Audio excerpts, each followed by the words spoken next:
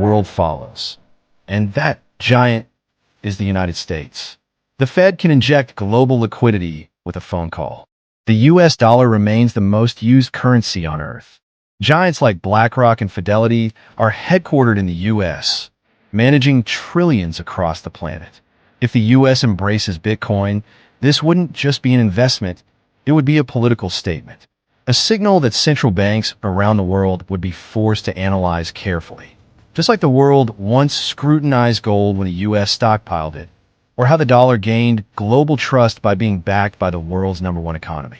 I still remember the day BlackRock filed for a Bitcoin ETF.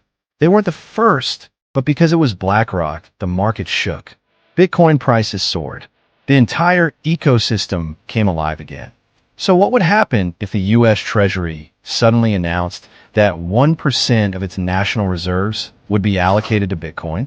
Maybe we can't predict the exact price reaction, but one thing's certain. Central banks around the world would call emergency meetings.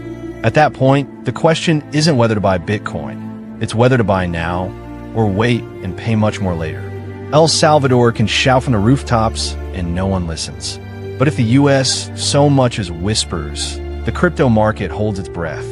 That's when Bitcoin officially transitions from a risky plaything to a legitimate strategic asset, like gold during wartime or oil during a crisis. The kind of asset nations must include in their foreign exchange reserve portfolios. We'd witness a full-blown digital gold rush at the level of central banks. National balance sheets will begin listing Bitcoin alongside bonds, gold, and major foreign currencies.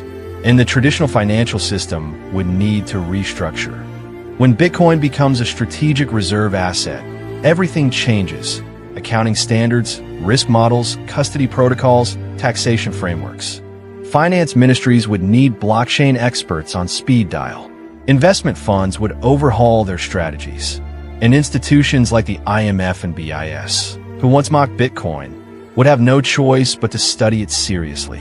In this new world, soft power would belong to nations that hold enough Bitcoin, not just those with powerful armies or massive GDPs.